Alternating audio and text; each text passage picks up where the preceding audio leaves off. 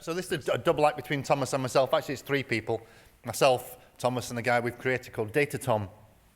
When we were talking with Simon Davis and others around what the NCIN has done around producing outcomes, measurable outcomes, we said, actually, let's do some real examples. Wouldn't it be interesting if we got a person who was willing to look at their data records with us and say, what outcomes can we see in the data records and how does it equate to what that person feels? And lo and behold, Thomas and his dad were in the building and it's developed from there. So that was the basic concept. Thomas gave us access to his personal records. We've been through those. What we want to do is to let Thomas walk through his life and say what were the outcomes for him, and then I want to jump in and show you the version of Data Tom, which hopefully might stimulate some questions, which really points to the picture of, are we in the right direction for beginning to measure all the outcomes that we need to measure? So this is me in the real world. Obviously, good-looking bloke. And this is how I see my outcomes. I've got a number of issues. They might be called comorbidities. There's health, well-being. I'm in the middle, anyway, of all those three circles. And I'd like to just illustrate some of those things. I was diagnosed in 1995 with a brain tumour, and subsequently with a second one in 1997. I originally lived in Guernsey, but came to the mainland for my diagnosis and treatment. I am a survivor, so I'm a success. But all of these things, my treatment, the tumours and the subsequent issues, have all had a really big impact on me. These are a list of all the different hospitals that I went to. It's quite a long list, so it's quite important to tie that together. And hopefully Chris is going to demonstrate how or not how the different hospitals have traced my history and my medical notes and so on. I had good experiences as a son, and to be honest, less good experiences at other hospitals. My overall care was good. However, I felt that, one of my consultants had an ego which in the way of shared discussion and actually positive treatment for myself. He wasn't willing to discuss my case with with colleagues. When I was being examined by medical students, which I agreed to, of course, I had a condition which meant that I didn't have any control over my bladder. And I was told, when I asked to go to the toilet, to put a peg on it. Now, this was said in front of medical students, so demonstrating that it was fine to talk to a patient in this way.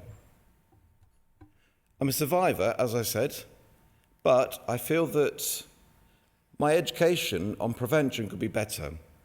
That is, before I actually had cancer, I didn't really understand what it was. I thought it was something that happened in elderly people, or older people rather, and plants. You get funny nodes and things in plants. So that's what I thought it was. I thought that it wouldn't affect someone like me. You know about my cancer, i.e. the medical history and so on, but what was the actual real world symptoms and so on? I was actually diagnosed after seeing an ophthalmologist. My GP turned me away, unfortunately, and I went to see, because I had visual problems, I went to see a specialist and he diagnosed me. Now, a problem that we had actually going amongst all these different hospitals was that my father had to carry the notes and the scans between all of them to reduce the delay and actually keep things from being lost. I know I'm alive, but I have many different after effects of the treatments, and I now have to see about 10 specialists.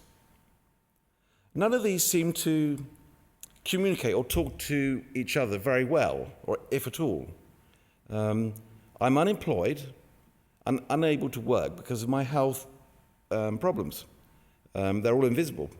My parents, when I started my chemotherapy at the age of 17, my parents asked the doctor if it was necessary to do sperm donation. And the doctor was told them that it didn't need to happen. So therefore, the choice was removed before I'd made it. And now, unfortunately, I don't have the opportunity of actually fathering a child.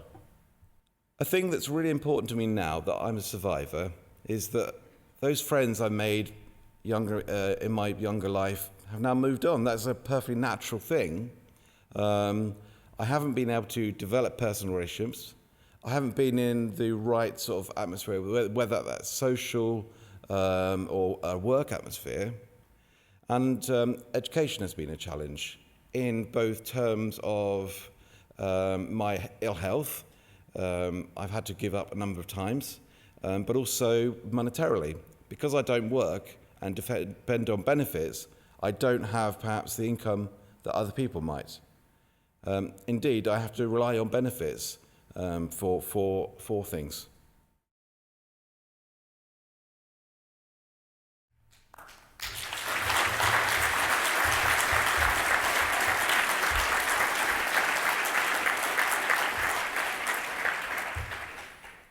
Not heard about Data Tom yet.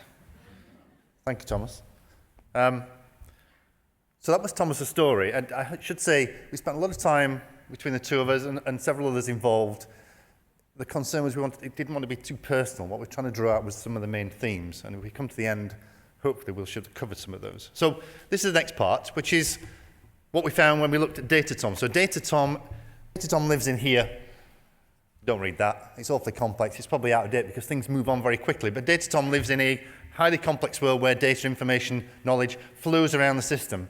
It's quite difficult to pull together. That was why the Cancer Registration Service, NCIN, are doing what they do. But that's where young Data Tom lives. So what do we know just looking at the data of Data Tom? So this is the data we've had within the registries, within the hospital data we managed to gather. This is 1995, remember. What we've also done between the two of us is fill in the Cancer Patient Experience Survey, which was fascinating to go through and map some of these things together. So this is just using that data that we've had. So we know about Tom. We know quite a lot about him. We know when he was born. We know his ethnicity. He's white, British, heterosexual male. That bit came from the Patient Experience Survey.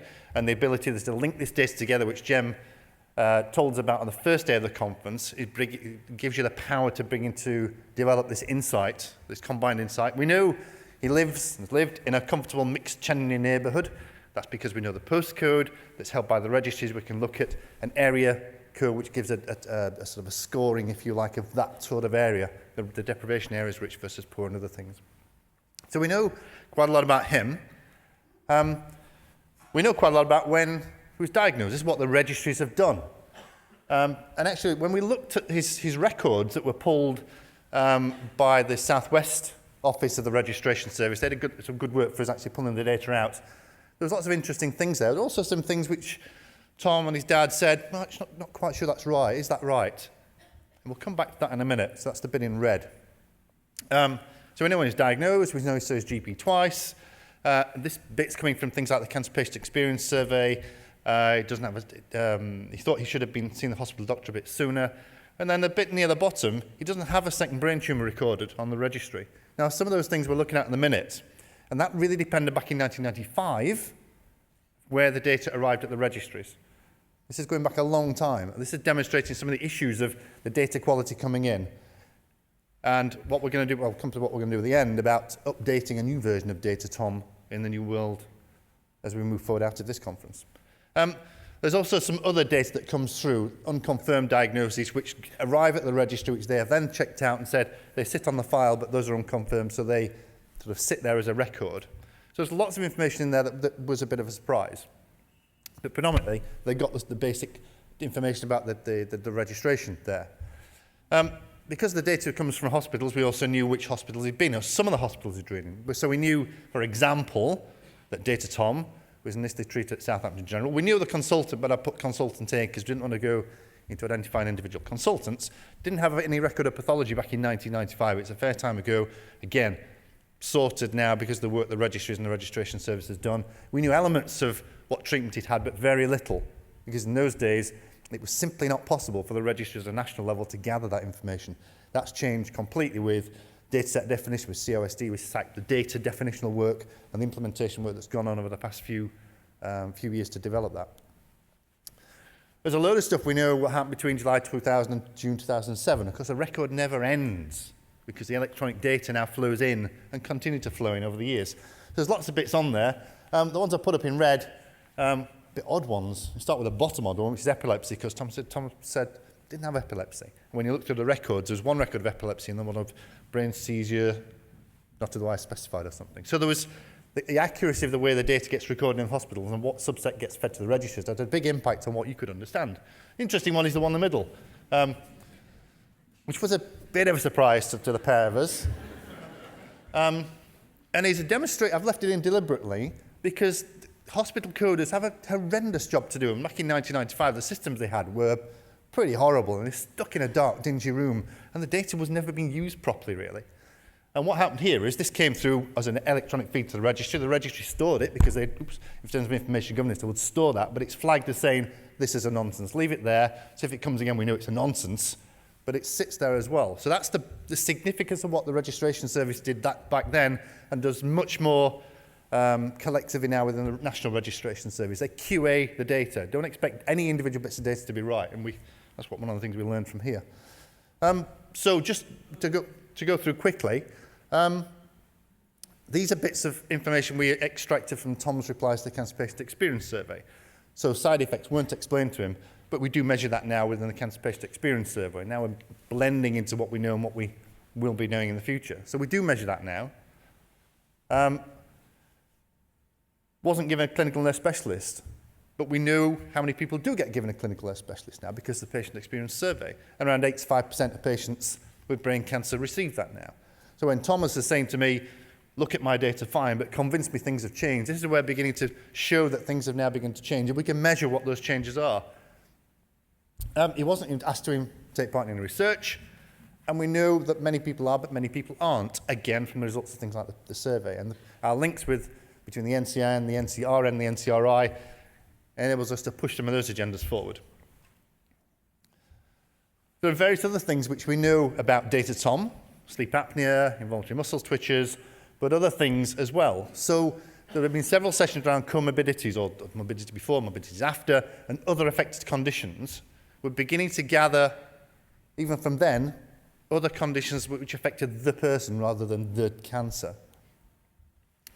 And you won't be able to read that, but we were just, several people have been involved in contributing to this, and there were so many ideas coming in, show this, about where data Tom's data fits now, that allows us to do some local national comparisons, which says where data Tom fits, whether he had good or bad experience. You won't be able to read that. We just took it as an index from an example, the Cancer Commissioning Toolkit, which shows the level of reports where young data Tom actually sits with all the other data Toms. So we can begin to compare one with the other. So the data that he has provided as part of his care sits in all these different places as well. So it's all good. As already said, data Tom's alive, as is real world Thomas. We also know he's alive, but also 60% of people like data Tom are also alive. We know that because of the population-based work we do. No signs of symptoms of cancer, happy to be contacted in the future. Again, a big hook into the research. This is why we're here, to interface and make research more available using the data we have. And we know his care generally was good, but there are some things in terms of some hospitals that were less good. But we do a lot of work in terms of hospital measurement, cancer peer review and other things, which we can tell now. We know, because Thomas has told us, and data Tom couldn't tell us, there are loads of imaging investigations. We didn't see that in the data because the data simply were not available then. But as Jem said, we're already capturing a lot of that now, and that'll soon be a national imaging coverage as we move forward. We talked about that on the first day. Radiotherapy, again, difficult to capture in those days. Loads of radiotherapy. He should be glowing, I think. But he's captured now. We would spend a lot of time talking about the way the data has been captured. Very low-level data. Several slides about chemotherapy, several sessions about chemotherapy data we've had already in the conference. Wasn't available then, is now. Very low-level data. So the new world data Tom looks very different from the old world data Tom. And we had a long time going through, let me just go back, going through the different bits of work to see how things have changed.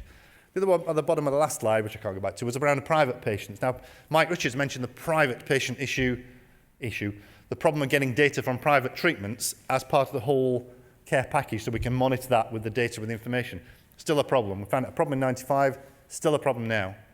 Hasn't been fixed yet. But of course, we've got a new chief inspector of hospitals, so he might be quite handy in that. The regular medication, Thomas's dad gave me a load of sheets about the prescription sheets he's get. We don't have very good links into primary care yet. CPRD gives us a partial link for parts of the work we do, but wait for GP extraction service delivered by the information centre, wholesale access to GP records with controls and you need to be thrown to the queue, but the ability to do that so we can see, Data Tom can see more of real world Tom's experience is moving forward. Tom mentioned education, finance, money, living.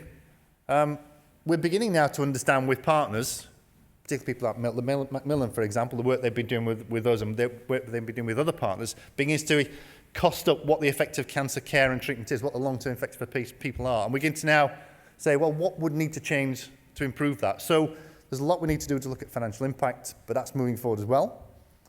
Education, tricky. There are some studies around cancer and education, but we saw in one of the first sessions on the first day the ability to do large-scale linkages for research studies. This is a research question. National Cancer Registration Service, SAIL, SHIP, NHS Information Centre, CPRD, all said their roles are beginning to link all sorts of data together, from educational data to health data to other things, in a controlled manner to make it available to researchers to ask the questions to generate this new knowledge. So things have changed significantly, but there's some way we need to go to push that forward even further. And finally, on the horizon for Data Tom soon, you saw the Times article, it's on our board if you want to read it outside, the new world of this huge data resource we've got and our responsibility to use it effectively. You also saw the glimpse of the brain portal that was being developed and piloted, letting people see their records. If Thomas had seen Data Tom's record all those years ago, we'd have picked up the oddities and we would have gone back and fed the feedback loop, which would have made the data good. Okay, better data. What it would also let Thomas do is to know who's getting access to it.